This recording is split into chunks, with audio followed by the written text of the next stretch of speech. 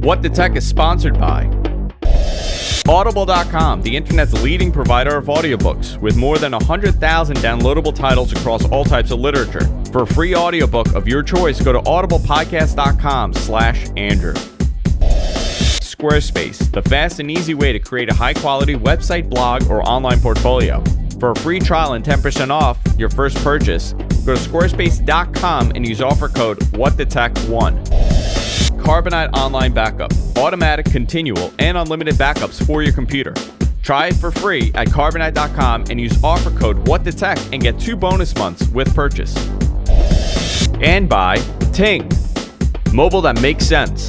Go to gfq.ting.com and get a $25 credit when signing up. What the Tech?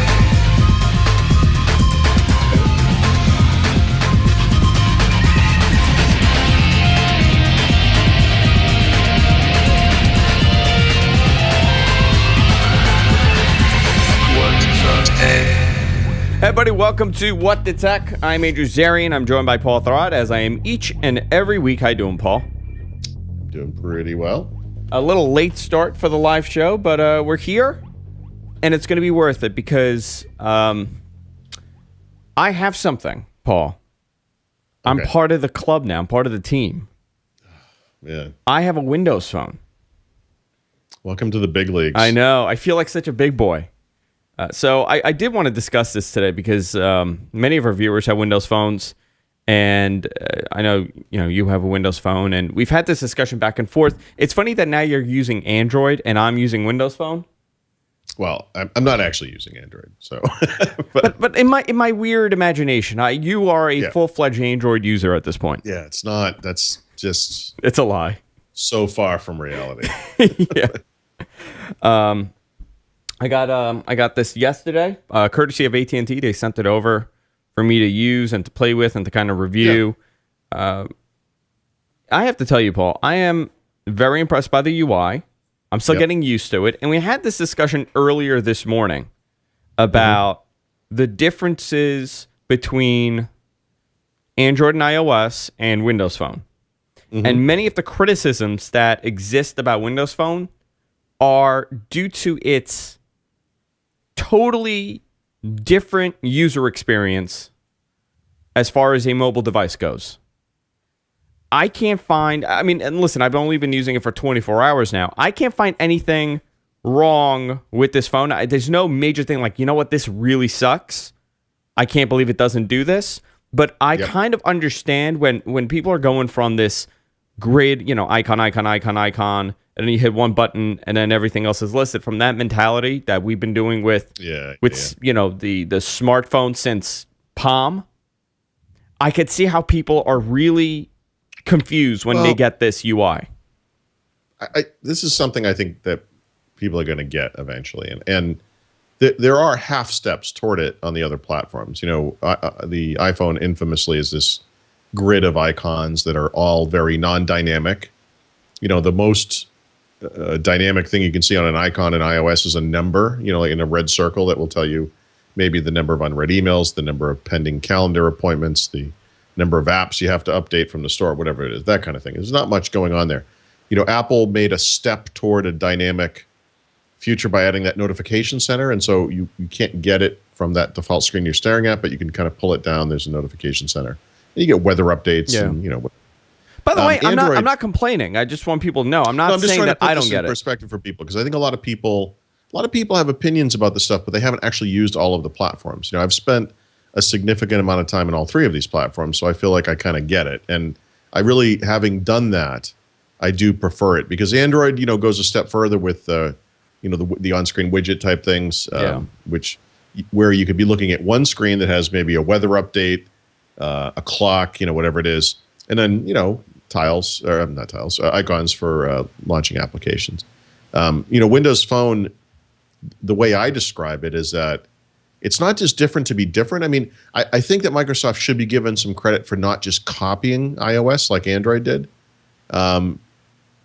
Different just to be different is kind of interesting on one level. Like, not copying something is, there's a little bit of respect for that.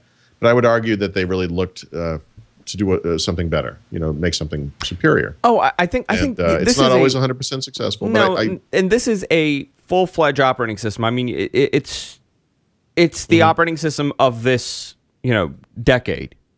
I don't know if that's a bold statement to make, but I honestly feel that this is the future of these devices, where it has to have an attractive UI, and it kind of has to make sense. It can't just be a grid of icons. It's technology done right, because it works for you. It doesn't force you to work within its way of doing things. And I think that's the big problem I have with the iOS thing, which is like the ultimate in I don't want to call it stupidity or simplicity, but it's in that range, where it forces you to think. You kind of stare at the screen and you're thinking, okay, I know there's a photo I wanted to look at. Was that in Facebook? Was it in the photos thing? Was it on some other service? Like it forces you to remember. There are little ways in which iOS edges into a smarter territory, like the LinkedIn box they have and the mail app and that kind of stuff. I mean, that's smart, but there's a lot of stuff in iOS that's just really dumb, and that's the stuff that Microsoft works. gets right in Windows Phone. Well, but see, and the argument could also lie in it's dumb, but it works, and people kind of understand it a little better. That's like it's dumb and it barely works. And I think when people understand that there's a better way of doing it, they'll want not to be doing it that way anymore. It's a tinker toy. Like I'll give you one example of like things that like huge difference between Android and this. I mean, obviously the entire phone is totally different, but my biggest complaint of Android is that, let's say you sync your contacts list, it gives you this like 90 by 90 image that's in Google Contacts, and it blows it up. So, well, by the way, though, yeah, that feature in Google Contacts was actually copied from Windows Phone. Was it really? Yeah, there was a big update to their Contacts app. I don't remember exactly when, but there was a point where all of a sudden it started looking a lot like the people contacts list in Windows Phone. But whatever. Obviously, yeah, you're right. That exactly. But the problem, it doesn't matter. I mean, because I think what you're about to get to is, of course, Android in some ways now looks better than Windows Phone because they have like higher quality images. No. You don't have higher. That's the problem. They took that concept where you could go scroll to the left and right, and you could get like the Facebook update and the Twitter update, whatever, the Google Plus update. But the image is still that 90 by 90 square image that you have in Google Contacts. Like, they haven't updated that portion of it. So what you have to do to get it to have an updated picture, you have to download a third-party app that'll sync your contacts with your Facebook contacts, and that gives it the bigger and high-quality image. Oh, okay. They even call it people in Android now, by the way. Yeah, they do. I saw that. And I noticed it on this. But on Windows Phone, you get these beautiful high-res images, but they're small icons. Because it's consistent with the UI. I know what you're saying. Like it was just like, okay, it's like the total opposite of Android at this point. But all right, so I don't actually. So how do I say this? I don't actually think that most people notice that. Yeah. No, I was going to say start off in the People app, the Contacts app, right? But maybe I'm thinking about that the wrong way. Microsoft kind of overloaded it because in Windows Phone, if you're not used to this, it's kind of surprising. They kind of overload the functionality of these things. So the People Hub in Windows Phone becomes a place to go and catch up with the people that you know. And so it has integrated social networking updates and the photos that they've posted on Facebook and Twitter and whatever. And I think that stuff's kind of cool. Likewise, there's a tile for yourself that it's like, why would I want to click on something that's about me? But that's the place where you can go to check up with, people have contacted you over social networking services, and you can make your own tweets or post to Facebook and all that kind of stuff. And so they've kind of really thought it through where like the People Hub in Windows Phone is literally a place to go and catch up on the people that you know, and of course reach out to contact them in whatever different ways. Whereas I think on other systems, for the most part, you interact with the contact list kind of implicitly. Like you go into the email app and you send an email and the contacts come up from that contacts app. Or you go into the phone app to make a phone call and the contacts come up from the phone app. But you don't really start from the contacts app. necessarily. Do you think the advantage that Microsoft has with Windows Phone and the Windows Phone operating system is that they were able to create this advanced user interface and graphical user interface because the hardware at this point has reached that level where Android and iOS started off with slower hardware, and they just have not been able to adapt their software to go with the hardware? I'm not sure. I mean, the Apple platform, obviously, they're doing their own thing processor-wise at this point, so it's kind of hard to compare. The Android and Windows Phone hardware is basically identical. Because it's I mean, the software is beautiful. I mean, stunning. I gave this to Jess yesterday, and she was using it. She's like, this is not a phone. Like, she was amazed on how good this thing was and how smooth it was with all, it's just a beautiful, beautiful operating system. Yeah. Throughout. I mean, it's totally streamlined. So when you go into, let's say, another portion of the OS, it looks like it's the OS. It doesn't look like it was like put in there and just forgotten about. Right. And I'm a little excited. Listen, I guess I hate to do this always with the hardware and software, regardless of what the operating system is and what it is, it's Mac or Windows. I like to kind of hold my opinion to myself for a couple of weeks and then state it. But I am truly, you are like a child on Christmas. No, I'm truly, truly amazed on how everything is. I mean, even in like the App Store, like applications that I have on iTunes, on iOS, and applications that I have on Android, they on this device, it looks like it belongs on Windows Phone. Like, it doesn't look like you just took the same app and just ported it to this. Yeah. Right. In fact, right. And I have this conversation with Microsoft product groups, when they put out apps on different mobile platforms, which they're starting to do a lot more of. The one on Windows Phone always looks like that Windows Phone thing. It's a very familiar experience. And then the ones on Android and iPhone are like, like whatever, because they just kind of look like, I don't think, obviously both of these platforms have standardized UI elements, buttons and toolbars and all that kind of stuff. But I don't really feel that the iOS user experience, like the toolkit of little controls and so forth, is impressive in any way, and that it creates any kind of really nice tailored experiences. They all kind of look the same, whereas it's possible to use the same kind of font treatments and so forth on Windows Phone, but use these different color schemes and so forth and come up with completely different looking things. Yeah. And so if you look at something like the Facebook app on Windows Phone, clearly a Windows Phone app, also very clearly Facebook. It's nicely both. Whereas, I mean, the Twitter app the same way. Yeah. So when you look at those apps on iOS or Android, the best that they can do on those platforms is just make it look like their brand. So, the Twitter app looks like Twitter. Or a Twitter, some Twitter app. I should say the Facebook app is probably a better example.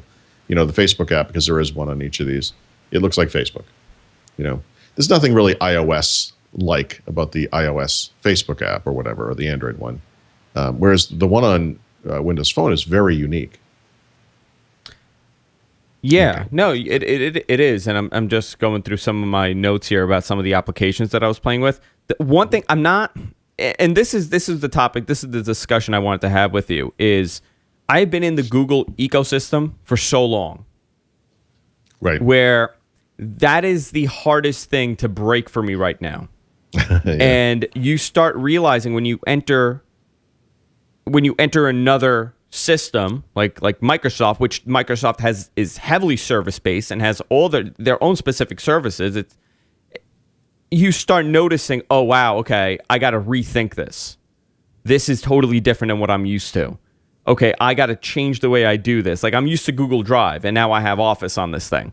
So I have to go back to thinking a different way with using the software. With iOS, I feel like it's not there as much because their ecosystem is app-based and music-based. It's entertainment-based. It's not really... They don't have an email service. They don't have their own search. Do. I mean, but... right. So... But they, I mean, I'm talking. I guess they had Mobile Me, but I'm saying they don't. There are actually benefits to both approaches.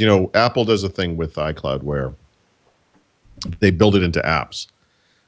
If the iCloud integration is built in. That's really good. The experience is pretty good. And so I guess you could do something like go look at all of the songs you've ever purchased from iTunes and check off some of them and download them to the device. And that's nice. And it's in where you think it should be. It's in the app, the music app, or I guess in a store app probably. On Windows Phone and in the Microsoft ecosystem, we have SkyDrive, which is, like Google Drive. And so like on Android, there's an app for that thing, and it lets you browse around, and you can tap on documents, and it will open the appropriate app from there. And so it's kind of the back way of doing it. Yeah. Apps can, of course, build SkyDrive integration into themselves as well, but, and Microsoft does do that. So, for example, you can navigate your SkyDrive documents from within the Office Hub, too. So it's kind of a little bit of both, I guess, but depending on the situation. I do like that Apple is building that stuff into their apps. The problem is it's not in all the apps, and so it's great when it's there. It's just not great when it's not there. So there's no real, unless I'm wrong, I haven't looked at this in a while. I don't know that is there like an iCloud app?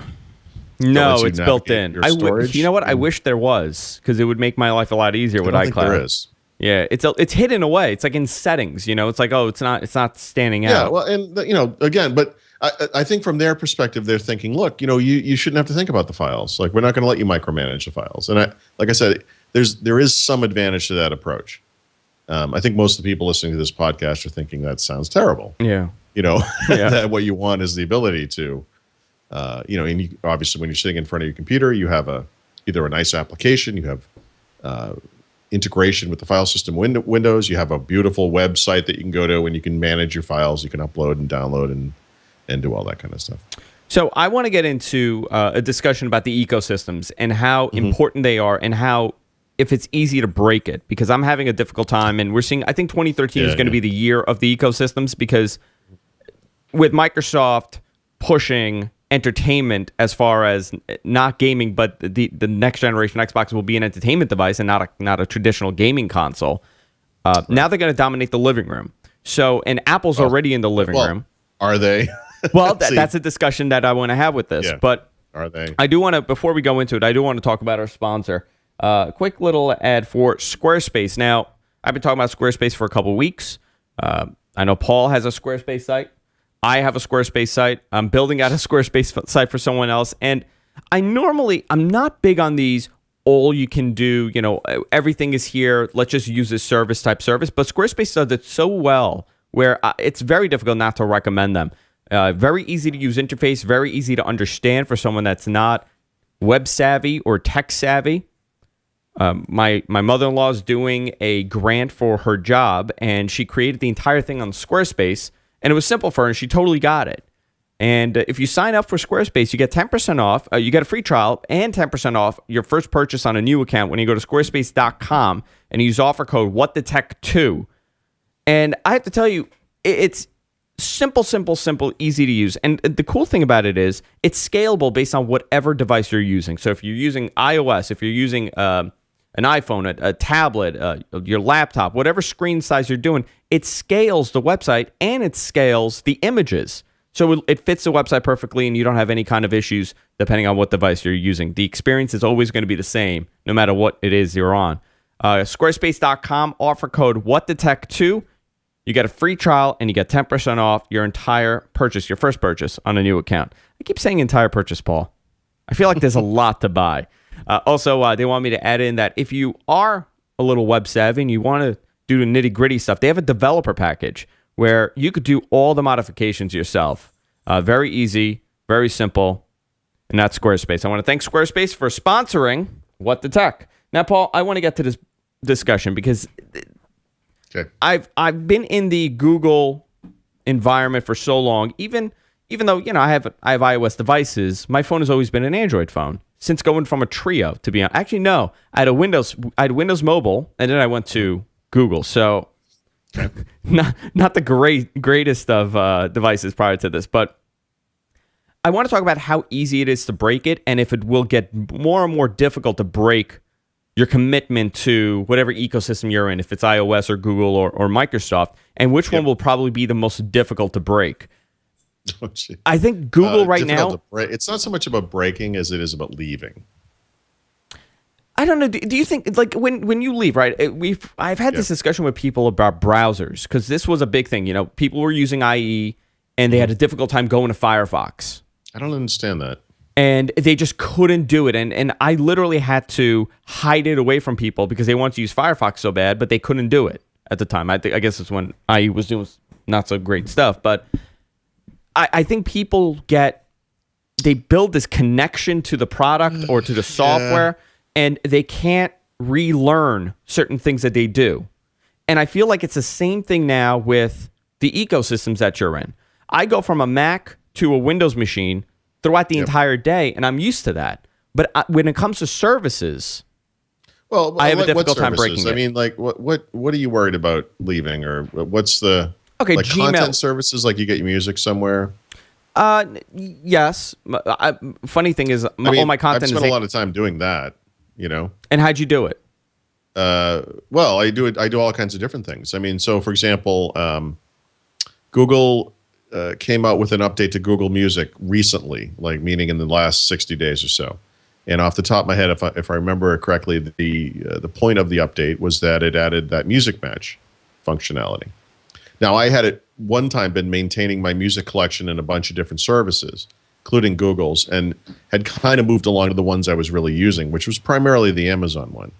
So I went up to my Google Music account, and sure enough, there was a slightly out-of-date version of my music collection in there. But what I wanted to do was delete it all so I could then re-import it and kind of see how that worked.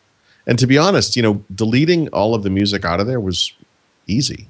And, you know, I have my and then I re-uploaded it. And, you know, I wanted to see what the, you know, what the process was like and see if it was quicker because it was matching, which, by the way, it was.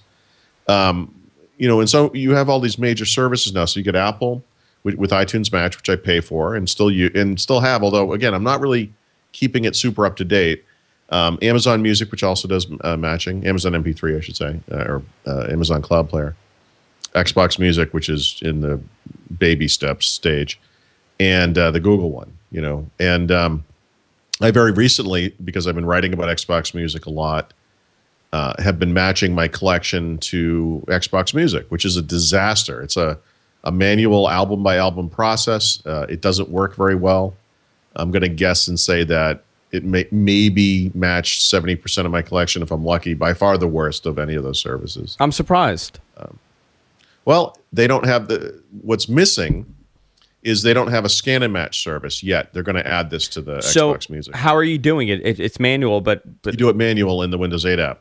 Oh, okay. And so what you do is in one instance of Windows 8 on one PC, you actually load your collection. So I downloaded mine from Apple at the time. And then I went in, and then it loads into Xbox Music, and then you right click on, you do it album by album, match, you know, try to match it to the cloud. And man, it's fun. Bad. It's really bad.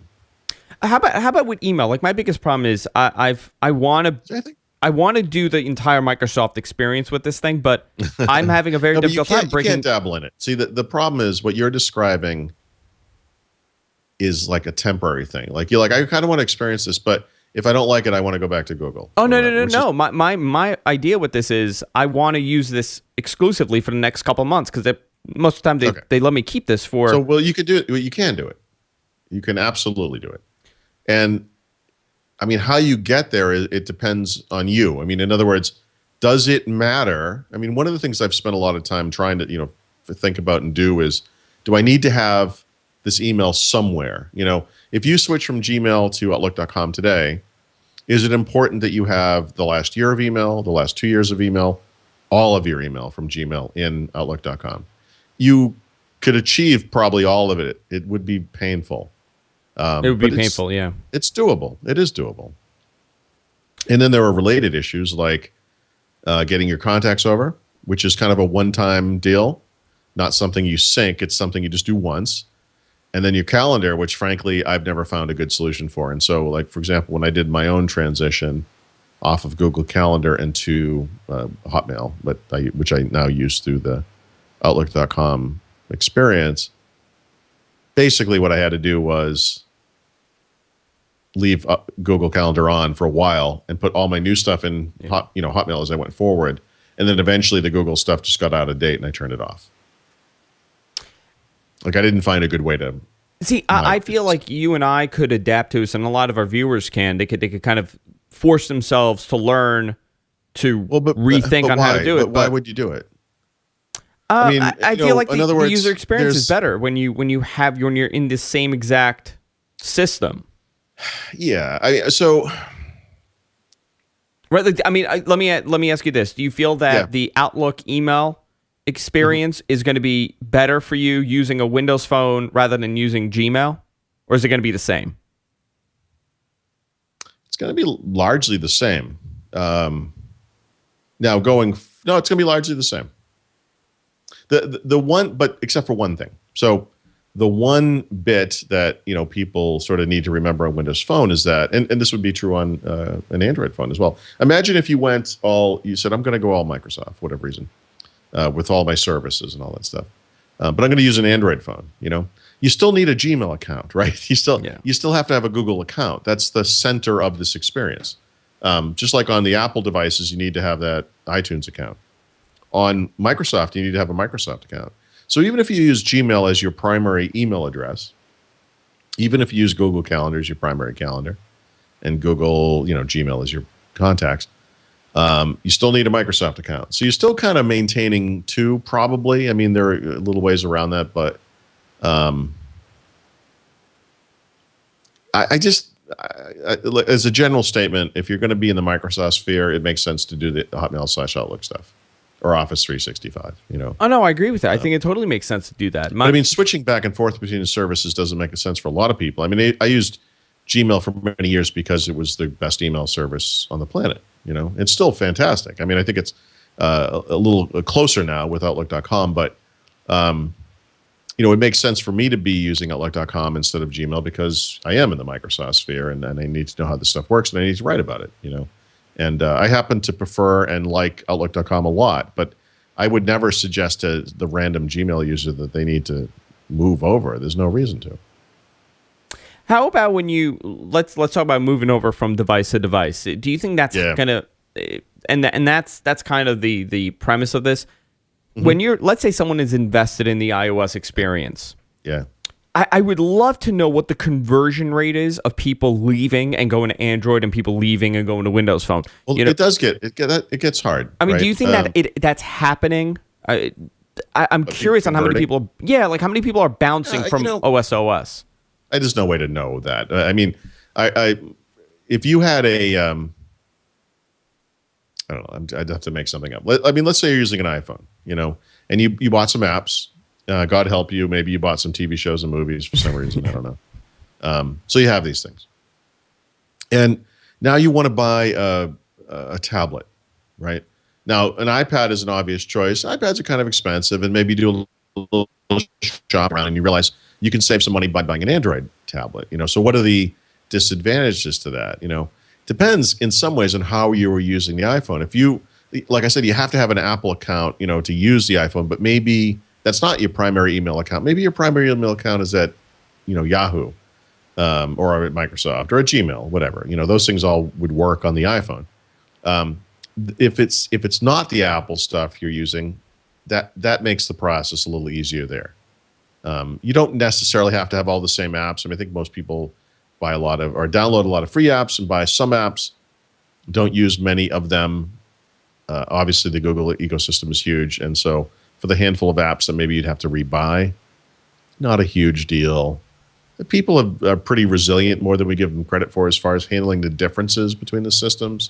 It just depends on how firmly invested you are in that ecosystem. It gets more difficult. If you have some huge movie collection that you bought from iTunes, you're not going anywhere. You're not going anywhere. You're staying there. I mean, you're stuck. And I don't mean to say stuck. You're fine. That stuff's good, but it makes it really hard to move over. Music's easy because music is all freely available and everything. You can move that stuff around pretty easily. But yeah, TV shows and movies, apps, obviously, it gets sticky from there. And of course, all these platforms do certain things better than others. I don't know. But I mean, just how about overall functionality? I mean, the functionality experience. The perfect example is Windows 8 is a perfect a liaison to Windows Phone for users. I think I feel like now more than ever, you're more likely to buy a Windows phone if you're enjoying Windows 8. Because the experience overall is the same feel. It's the same. You kind of comprehend what's happening on both sides if you have one. Maybe. I can tell you that people who are, I have to put like air quotes around the word invested, but invested in the Microsoft ecosystem are going to be disappointed because right now their music stuff is a disaster. Their video stuff is okay, but you cannot get Xbox video content on a Windows Phone 8 handset. There's no way to do it. That wasn't the case with Windows Phone 7X. But why is that? Why do you think it's because there's so many divisions and there's not enough time to roll everything out at the same time, or? I could only speculate. My two guesses would be that one, brand new platform, they had to get it to market. Some stuff fell off the side of the bus, and maybe we'll get that later. But I mean, and then you look at Google, but Google has virtually no video media, service. They have it, but nobody's really using it. I don't think people are downloading movies on their Android phones. So by the way, I've experimented with that. It's not horrible. Not great either. It's okay. I mean, well, the point being, in other words, like, when would you use this? There are some people who commute and maybe want to watch parts of a TV show each way on a phone or a small tablet. Google Play would work fine for that. Maybe you're going to go on a trip. You want to rent a couple of movies. Google Play would work fine for that, assuming you have the right device. Xbox Video works fine for that too. I mean, I think the argument you could make is that you're not going to watch a movie on a plane. So why do we need movies on? Movies on a phone. Why do we need movies on Windows Phone 8? You're going to watch them on a tablet. You're going to watch them on your PC. Yeah, okay, maybe. You're going to watch them on Xbox at home in your living room, which of course you would and can, and that works fine. I just feel like there's a drastic difference between the three operating systems, and not so much iOS and Android. I think, and people are going to send me emails and call me an idiot for saying this. It is, and they're going to say you're an idiot for saying this. I think they're pretty much the same thing. When I pick one up, I know what to do with the other one. They all have some advantages. The problem is these things change all the time. Every day I wake up. Every day, I mean this every day. And I go through a set series of things that I do, work related. But one of the things I do is I look to see what's going on in the world, and I have different companies that I follow. Obviously, Microsoft and Apple and Google, but also tech topics like Surface and Windows 8. And one of the things that I follow is Amazon.com. And every day I pray that there's like an Amazon MP3 app for Windows Phone, which there isn't, because it's, for me, is like my one big missing link. Because I have decided to put all my music and keep the master copy of my collection in Amazon. It works great on iOS devices, all of them. Works great on Android devices, all of them, including Amazon's. Works great in Windows if you're online, because they only have a web client. But there's no mobile app for Windows Phone 8, and there's no mobile app for Windows 8. And that would just put it over the top for me. Do you think for Microsoft, when it comes to music and video and television, do you think they will? No. Nope, I don't. Do you think? I mean, and this kind of flows into what the discussion that we were having before. Yep. About the next generation Xbox and in the living room. I think this will be a kind of, in this triangle of devices. You have Windows 8, you have the phone, the media triangle of Microsoft. You're going to have Microsoft, you're going to have Windows 8, you're going to have Windows Phone 8, and then you're going to have the Xbox. And it's going to be this connection between almost everything, your office, your living room, and your phone. I feel like that's the thing that's missing for Microsoft, and it's the goal, right? You've just described the end game. And listen, Google's attempting it too, poorly, and Apple's the only one in this weird way has done a good job with Apple TV. Why do you say that though? I don't understand what's wrong with what Google's doing with Google TV. Well, I mean, just broadly speaking, Google TV is a disaster. It's a piece of crap, but they've got Android and Chrome OS, which whatever. I honestly think that one of the smart things that Google could do would just be to center everything on Android, because it's absolutely, feature rich and there's a lot of stuff going on there. There's no reason Android couldn't run Google TV, couldn't run Chromebooks. Well, I'll tell you what they're doing wrong. Well, Google TV is Android. It's running, first of all, it's running Honeycomb, which is 2 years old at this point.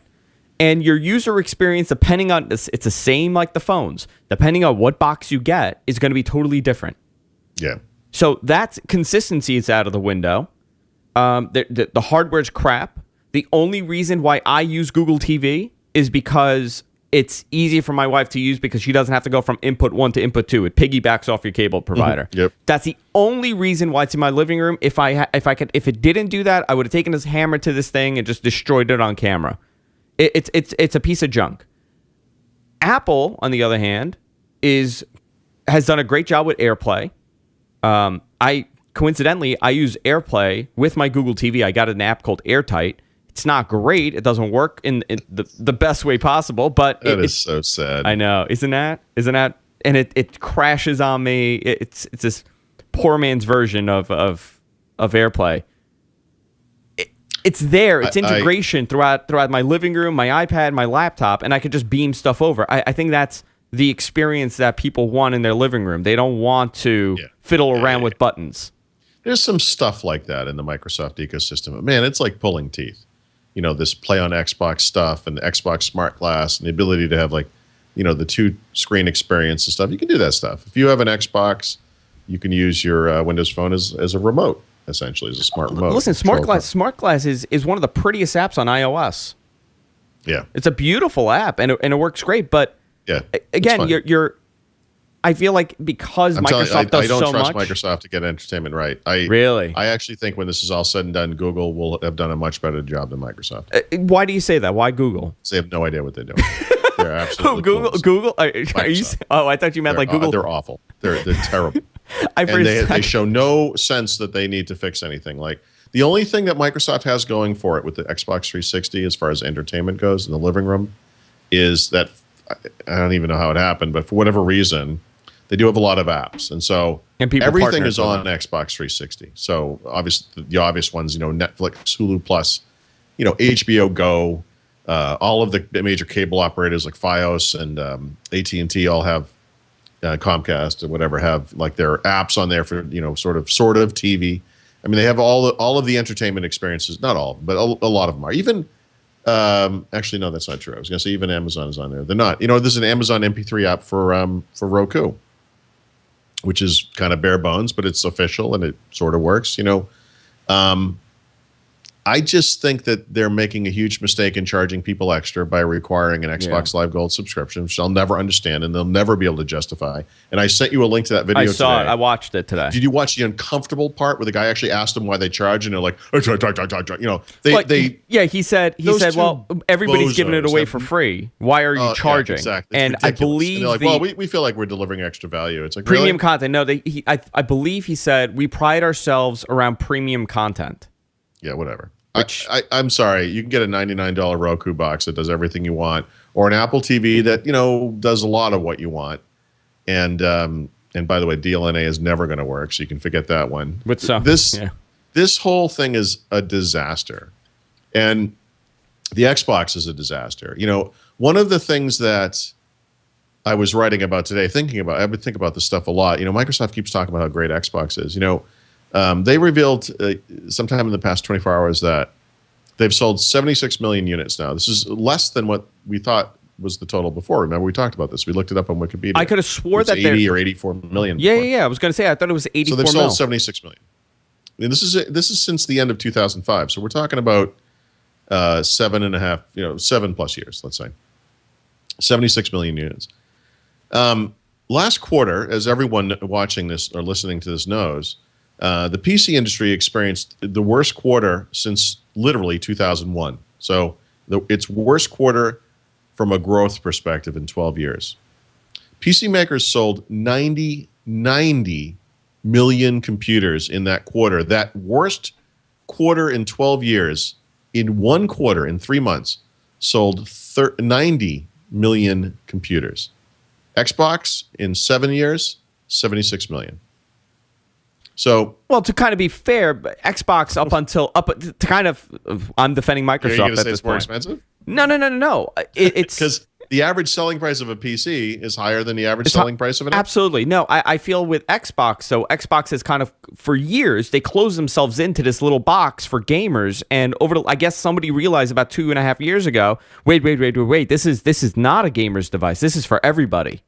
Well, by the way, when the Xbox 360 debuted, before it debuted, they were talking about using it as an entertainment hub. You know, they've always wanted to have that living room play.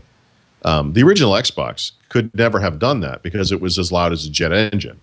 So it wasn't until they came out with the second, well, I don't know what revision, but the S version of the console that's a lot quieter, not quiet, but a lot quieter, that they could even make a credible stab at a living room entertainment set-top box. And so I think they've been going at it a little harder since then. The problem is this, though. You know, they talk about the percentage of people that use the Xbox for video games versus entertainment apps. And I think the number was 57% of the activity that occurs over Xbox Live is not related to video games. It is to entertainment apps. Those people are a captive audience. The reason that they have an Xbox Live Gold subscription is because they need it to play video games. To play video online. games, yeah. That's why they have it. So they have this box in their living room already. We'll do this other stuff too. You know, no one, and by the way, anytime you make a broad generalization, it's, you know, obviously there are exceptions, but no one goes into a store and buys an Xbox to use it as an entertainment box. See, and I think Sony has that exact thing where people go and buy just for the Blu-ray player and nobody's playing the games. Yeah. You know, nobody does that. I'm looking for a $200 DVD player. Do you have anything like that? Yeah, we have an Xbox 360. Have fun with that. Yeah. No, it's ludicrous. Like, no one would ever do that. Somebody mentioned that they have 50 million subscribers at $50 per year is $2.5 billion, right? No, because first of all, the vast majority of those are free subscribers, not paid subscribers.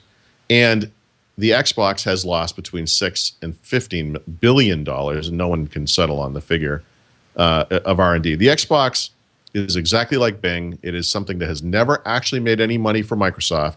They will never recoup the R&D losses that they put into it. The Xbox is what Microsoft would call an investment because they see that the living room is the future of future business that could be huge.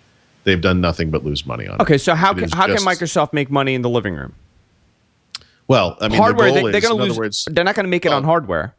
So, the first Xbox life cycle was compressed compared to the current one because they've, all these companies have stretched out the development life cycles in a bid to earn back some, try to make money on this console. The first Xbox lost several billion dollars because it was just X number of years. There was no way the prices didn't come down enough, et cetera. If the Xbox 360 could have been sold for the amount it sold today, and the component costs were what they were today for its entire life cycle, they might have actually made money on it. $99 for $299. Yeah, but it starts off being really expensive to produce. And they sell it expensively and don't sell many.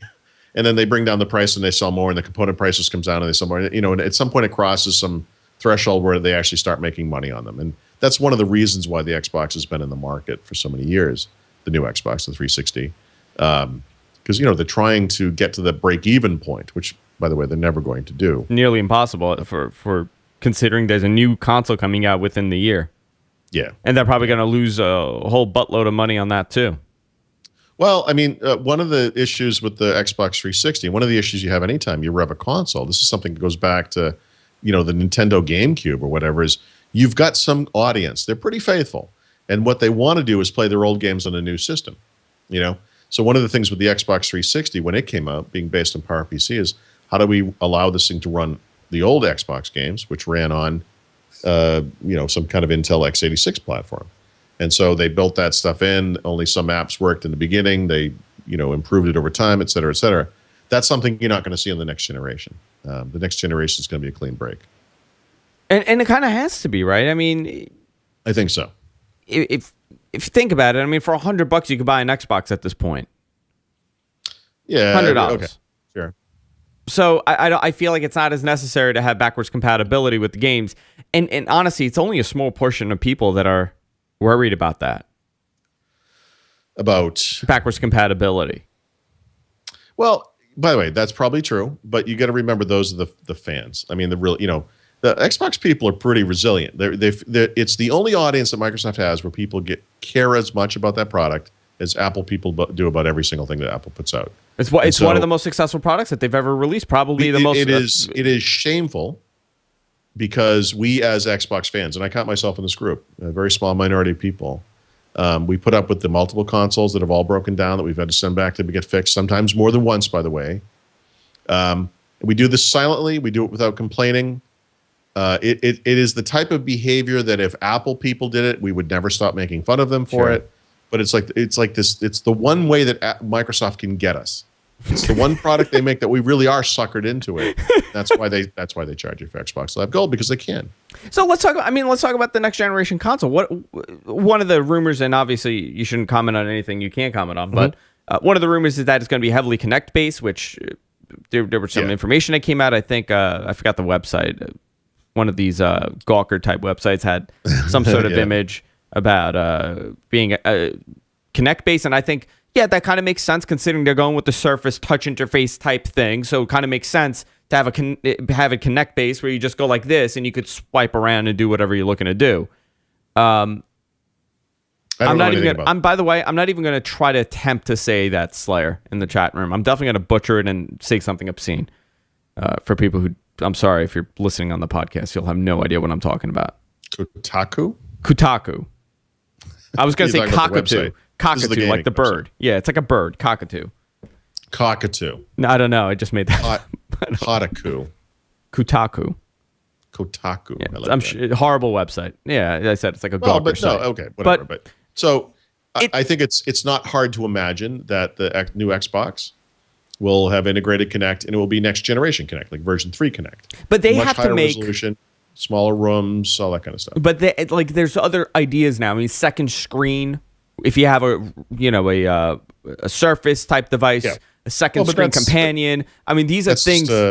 That's just an update to what we already know. We already have that. And those are things that make sense. And I'm hoping, and I think the thing that will really make this device a must-have for even non-gamers, people that just want this in their living room, will be integration across all platforms for them. Between their phone, between their Surface, between their computer, their laptop, and the living room. Microsoft has an advantage here because they have the partners. They have the content partners that Google doesn't and Apple doesn't. Because Apple doesn't play nice with anybody and nobody trusts Google. Right. But I mean, the problem is a lot of this stuff doesn't make it to the second screen. So, Microsoft has been talking up, like the Game of Thrones thing is like the classic example for a smart glass. We'll see. Game of Thrones is going to kick into season 3 sometime soon. We'll see if that's any good. But does Netflix support a second screen experience on the Xbox 360 that makes it somehow better and or unique on the Xbox? No.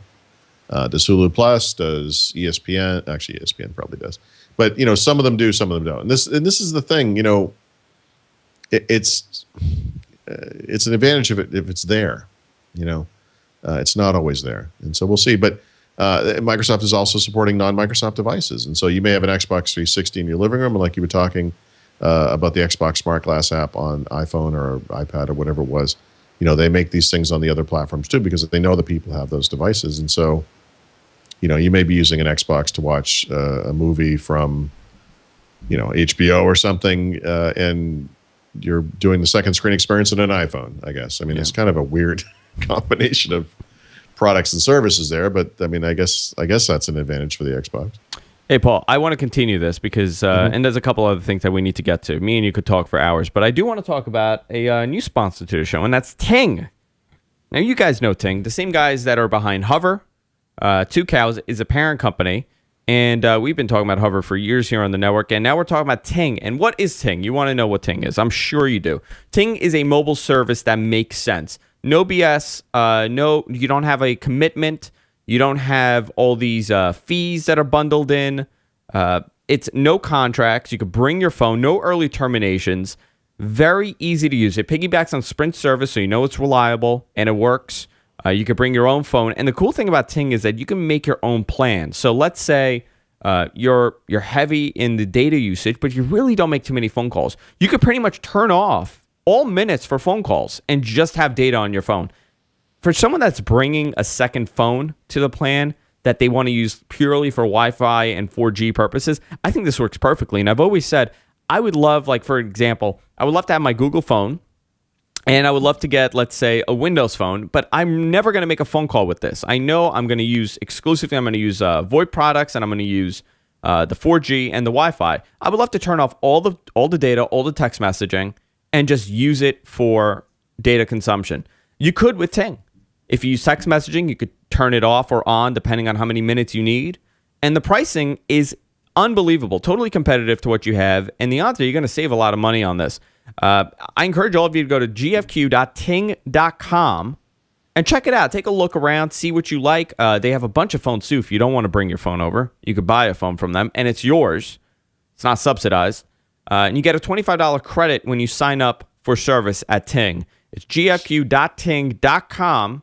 And we're a big fan of them. And, you know, we talk about companies that we could trust. Like, we've been working with Hover for a long time here at the network. I know those guys really well. And this is an unbelievable product. And very, very excited and happy for them to be part of the network. By the way, they don't charge you for tethering. They don't charge you for hotspots. They don't charge you for voicemail. None of this stuff is costing you anything. They include everything in the service. And each device, if you add a device, each device on the plan will cost a flat $6. So easy to bring more devices to your plan. gfq.ting.com. Get $25 off your purchase there. I want to thank Ting for sponsoring What the Tech. They love Paul, by the way. Ting loves Paul. Really? Yeah, they love you. Nice. They were telling me how much they like you and love you, and they're very impressed by you and your voice. Huh. Paul has a booming voice. That's what everybody says. He's so booming. Paul's a likable guy. I'm actually very disappointed that I didn't get to see him on Friday, but we got hit with a bad storm here. Yeah, I know. I the whole time I'm like trying to cancel this. I'm thinking these guys in New York think I'm making this up. You know? You were buried. Yeah, we got destroyed. And Paul has a nice haircut. Absolutely. Yeah. So I want to go into this the Tim Cook statement. Tim had a meeting with investors. Yeah. And he got a little worked up, and I believe he did. I only read it, so I read sort of a live transcript that someone from Wall Street Journal had written. Well, Tim Cook said Apple will never make a crappy product. It's guaranteeing us this is never going to happen, ever. Okay, I have to say, I obviously this is marketing, right? I mean, this is the CEO of the company, yada yada yada. I mean, it's fine. I don't mind that kind of talk. I think that's appropriate for that guy to do that, you know. There's some kind of interesting changing of the story that occurs as market share gets lost. You know, Apple talks up things like processor specs, you know, gigahertz ratings, all, you know, those kind of things. Their market share, when those things are an advantage for Apple. I think at one point they were talking about. But when they aren't, all of a sudden the story changes to that's not what's important. All we care about is making the best products. That's when that story changes. It's like the Lewis Black, the comedian, has a joke about bottled water. He's like, you know, he goes, let me get this straight.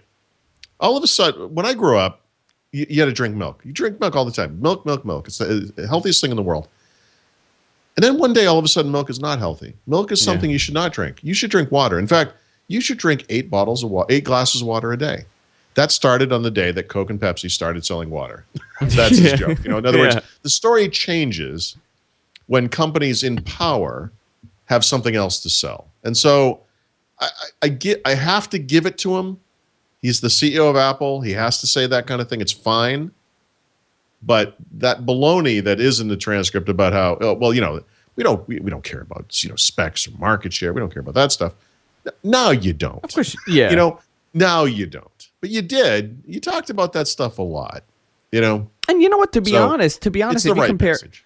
Yeah, and this was the whole we don't make a crappy product. It was in response to people were saying they were speculating if they're going to make a larger iPhone or a smaller iPad. And Tim Cook pretty much said, like, listen, I can't guarantee you anything, but the only thing I'll tell you is that we don't put out crappy products.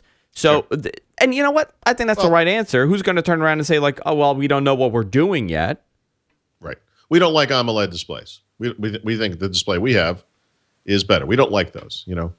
A year from now, when they release one that has an AMOLED display, I guess the story will change, you know, whatever. I mean, obviously you promote the things that you have. I mean, obviously. So you got to, the problem with a lot of the stuff, when Apple says stuff, people tend to kind of nod their heads and not really think about it. And they move on, like, yeah, oh yeah, it's great. Oh God, they love people. It's so nice. He's so humble, that man. He's humbled by his employees who he's so proud of, and his awesome customers and the great products that they shut up. Look, it's just, it's just marketing crap. But again, he's CEO of Apple, that's his job. Listen, I don't think Apple has any product that I would consider crappy on the market right now. I mean, they really don't.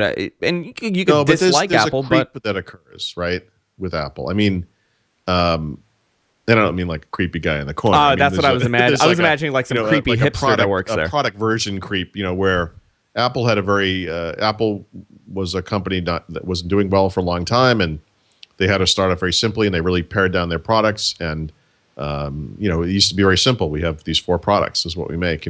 Apple has stuff. You go to their website now and look at the store. It's incredible. Just within iPad alone, how many versions there are. The 3 main versions that they sell, the many subversions within those with the different memory and the store. I'm sorry, not storage, but the whether it has Wi-Fi or whatever color it might be, and blah, but see, blah, but why? But why? It's pretty complicated. Apple's success was pretty much telling you what you should use. I mean, that's really what they did. By the way, that's the story. I mean, in other words, Steve Jobs infamously said, people don't know what they want. We tell them what they want, that kind of thing. Except that Apple was, of course, actually doing consumer usability tests and trying to find out what people wanted to. And so that's a carefully cultivated marketing crap. But I mean, it was limited. Okay, so I should rephrase that. Their selection was limited. They only had 1 or 2 based on whatever, and that was it. And that's what you got: 8 gig, 16 gig, 32 gig, and we're done. Now you have Retina, non-Retina. You have the last really 2 is. Versions. And the last 2 versions, sure, and a mini version, and the mini. It's just the way they do. And 2 versions of the iPod Touch. So they talk about how market share doesn't matter. I mean, if market share doesn't matter, and if you only make beautiful products, you never make a crappy product. I mean, then why not just sell the one thing? I mean, just if it's perfect. I mean, why do you have to sell 2 older versions? I mean, just sell the one, because they really do care about market share, and they do really care about unit sales, and they really do care about margins, and they really do care about new markets. And these are all things that don't fit into the homey Tim Cook story. Do you think this is a Tim Cook idea? Do you think this is a Tim Cook thing, or do you think this plan to kind of keep the older product online was there with Steve Jobs when he was in power? Because Apple's whole thing was, okay, we put something out, and then the following year we're going to totally blow it away, make it outdated, and you're going to want this. Now they're going to they put that product out on the market, the latest and the greatest. But they also have the crappy one on the market that you could also buy if you really don't want to spend the $100 and get this. Apple has relied on kind of event marketing for many, many years. It's always worked out really well for them. The problem is that kind of thing slows down because there aren't any obvious new markets they can go into that are going to have the same explosive growth where they can move on to the next big thing. And so I look at this as kind of a pragmatic reaction to industry forces where other companies, Android with tablets and phones, for example, are spamming the market with low-cost alternatives that basically do what Apple's products do, and that this is how they can compete while they more slowly move to the next thing, which is not going to be as big as the previous thing necessarily, like it always was in the past. And so, people talk about like this iWatch idea that came up this week, which is, by the way, classic Apple because Microsoft had smartwatches 10 years ago and they went absolutely nowhere. So, but do you think that's really going to happen? That Apple could get it right. But do you think they're going to do this? But how big is that market right away? But Paul, do you think? I mean, who wants a watch? Doesn't matter. Watches for me, it's like a jewelry item. We're going to find out because Apple's going to make a watch. See, and people are going to buy it. This is the conversation we always have. I'm not going to doubt them this time. Apple comes out with a watch, everyone's going to want the watch. Let's not even debate that. The greatest selling watch of all time. It's 30 million watch watch on it. Sounds great to me. But why a watch? Why a watch? I don't know. Why is Google making wearable glasses? I mean, it's this is I think wearable computing is perhaps some interim step between a smartphone and computers that are embedded into our bodies. I can't wait for that. Biological computing of some kind. I read actually I think I heard it on NPR, a story about how people have sequenced I'm going to get this wrong. I'm not a scientist, so, so people can feel free to rip this one No, apart. please, Paul, But I teach believe us they have science. the sequence storage into DNA, and so it's incredibly expensive.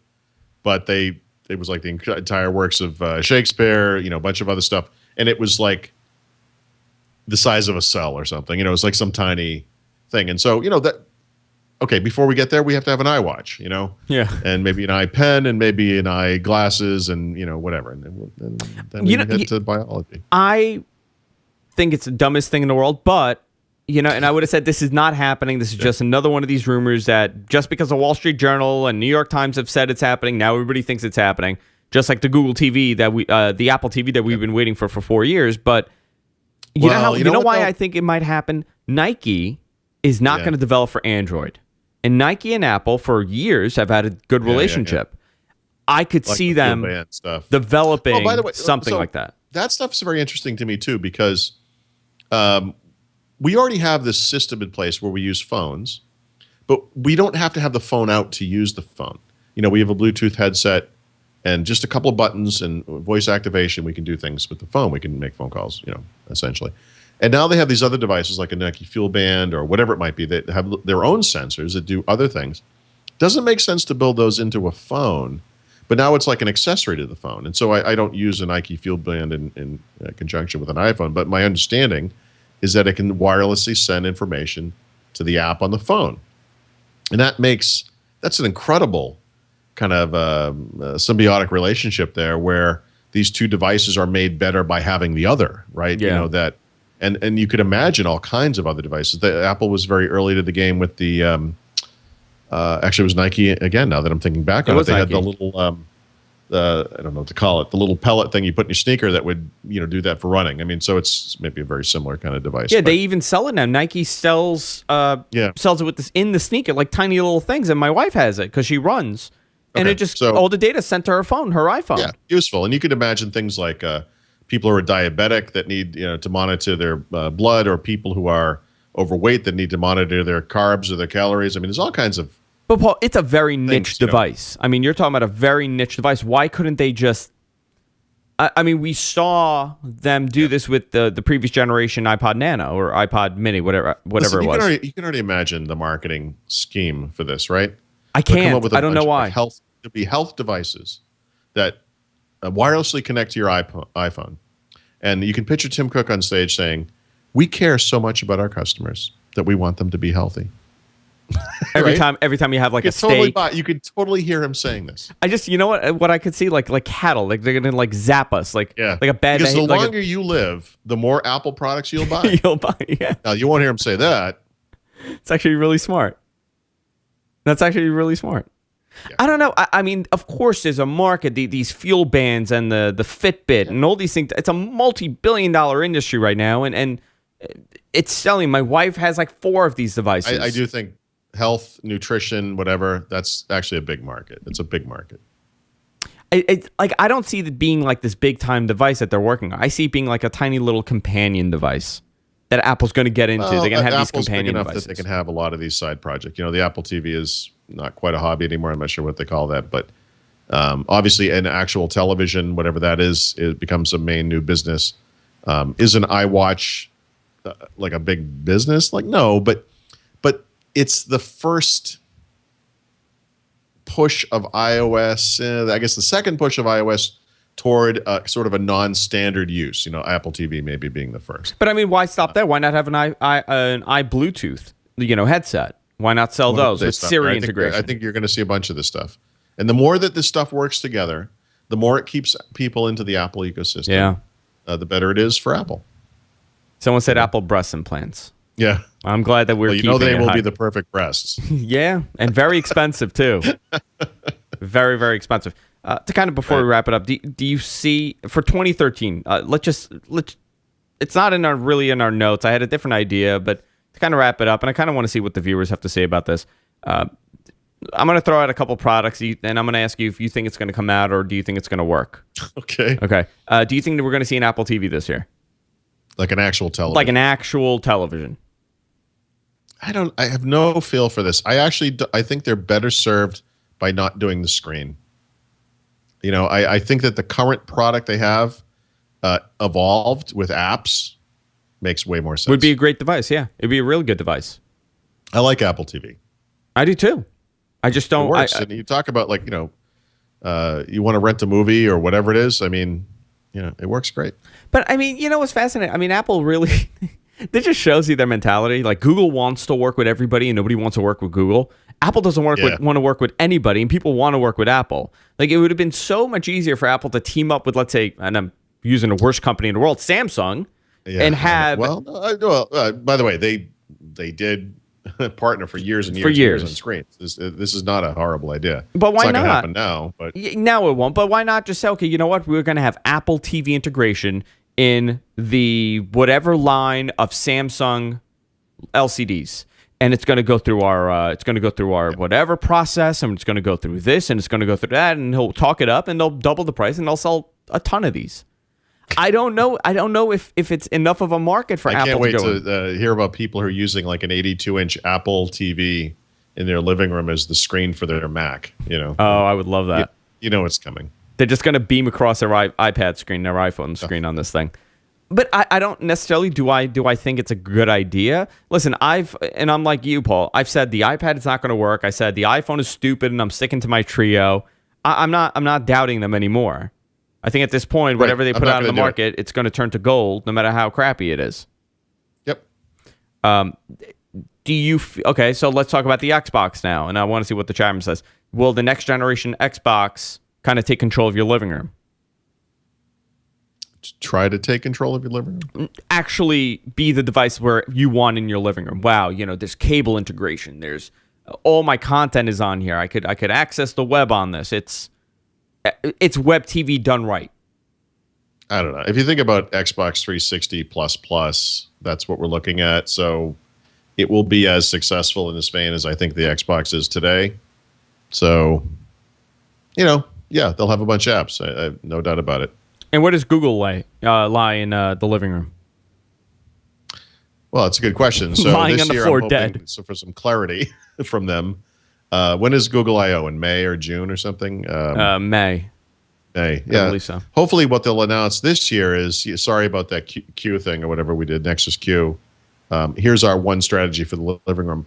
I would like them to do the same. And, Google supposedly went on this bent of getting rid of, pointless products, but they need to consolidate their OS stuff and figure out what they're doing across, phone, tablet, computer, living room. And I think it should all be the same thing.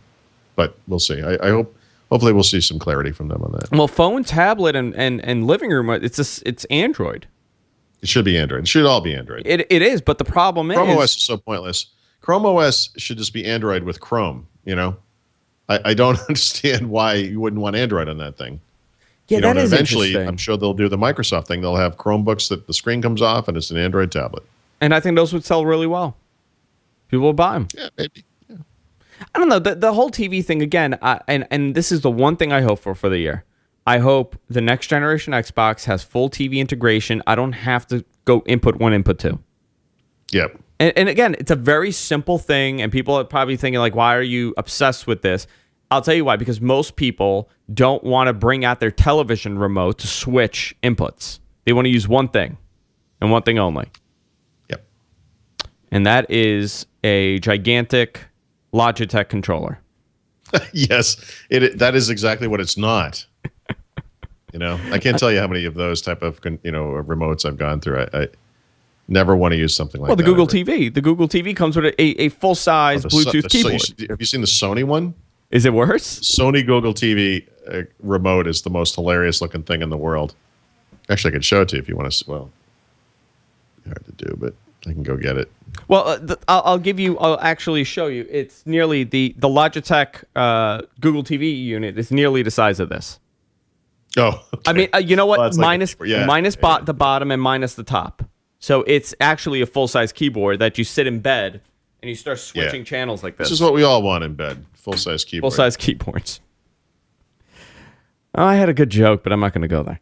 I rolled over and I did an obscene search by mistake. Did you? Yeah. I put in whatever. Ass diff. And it just popped up something obscene. All right, let's wrap it up. Paul, I appreciate it. You weren't in widescreen today. I'm sorry. I still wasn't really. No, you came you came in and went out. I don't know why. I don't know why. It's that Boston internet. The computer's straining over there. I don't know why. How does the Surface perform when you're doing Wheezing. It's fine. It's usually fine. I mean, I don't know what it's doing. It's hissing along. I'm not quite sure why. It's loud, right? Right now it is. I can't explain it. I can't hear it. I'm trying to, but I can't. You can't hear the Surface? No. Let me see if I can make it happen. Oh, that is loud. I don't know if the viewers could hear it, but I could hear it. You could hear it? Yeah. It's a loud hiss. It's like a little hair dryer over there. How hot does it get? It doesn't actually get super hot. It's like right now it's just kind of a little warm on the back. It's not bad. It's really not bad. Honestly, given what's inside it, I thought this thing was going to be a disaster, but it's I don't know why it's doing this. I'm going to have to. Now, have you connected it to another monitor? Oh yeah. Okay. I've had 2 external monitors connected to it. So what happens to that screen? I'm just curious. What do you mean? What happens to the screen? Well, you can choose. I mean, so it's Windows. You can have it on all 3 screens, which is what I did. But there's like a resolution issue, right? Well, like yeah. I mean, so I did 100% scaling. I had it at the native resolution on each screen, so it works. I mean, I don't personally like it like that, but it does work. I mean, you can do it. All right. WinSuperside.com is the website for all things Paul Thurrott. Also, Paul does an excellent podcast every Thursday, I should say, on the Twit Network, 2 p.m. East with Mary Jo Foley and Leah Laporte. You catch it there. I encourage you guys to subscribe to us here at What the Tech on your Windows phones, on your iPhones, on whatever app you're using. Subscribe to the show. Audio, video. I just learned our video only works on iOS and Windows on Zune. Let's just call it Zoom for now. So on Windows Phone, those are the only 2 platforms that the video podcast works on. It doesn't work on any of the apps, and I'm actually very disappointed, and I'm going to have to fix that. But subscribe to us. We're on every platform you can imagine. I'm on Twitter. You can follow me at Andrew Zarian. Paul's on Twitter at Thurrott. You can follow Paul, where most of the time I just talk to Paul on there. And I really only talk to Paul. Yeah. Somebody actually wrote that. He's like, how come you don't respond to anybody? I'm like, nobody writes to me. Because you're not named Paul. Only Jerk. people named Paul. Is that what you said? He's my Twitter friend. I just use Twitter for private communications, and I'm confused when other people kind of chime in. Yeah, because we have like full-fledged discussions. What's wrong with you? I'm talking to Raphael over here.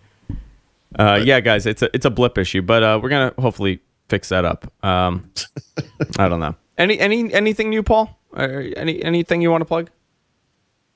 Not really. Not really. All right. So I'm going on vacation next week. Yes. You reminded me. Mention that.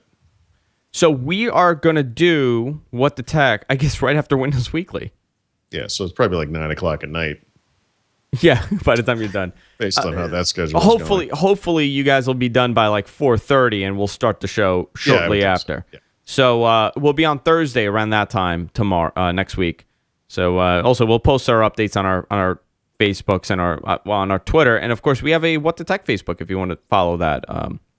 Just Google. By the way, I wrote about the video out thing on Surface Pro today. Mm-hmm. And so one of the most recent articles on there, I actually have a couple of screenshots of what the extended screens look like. You can kind of see what that looks like. Let's see. It's in the which one? Going Pro video out. Yep. Oh, this just posted, did it? When'd you post this? I don't know. Today sometime. Let me see here. Let me go to camera 4. Oh, camera 4. There you go. Let's see. Okay, so this is all 3 screens. Yeah, so you can take a screenshot in Windows, right? So if you take a screenshot, that first one is what you get, but that doesn't explain the differences in the actual screen sizes. So I resized them to the correct relative sizes. Oh wow, okay. So the middle one is of course the Surface itself, and then the other 2 are external screens. Okay, very cool. I'm going to like it on Facebook and post it on mine. There you go. I just liked it, guys. You should do it too. All right, guys. We're wrapping it up for today. We'll see you all next week on What the Tech. Good night, everybody.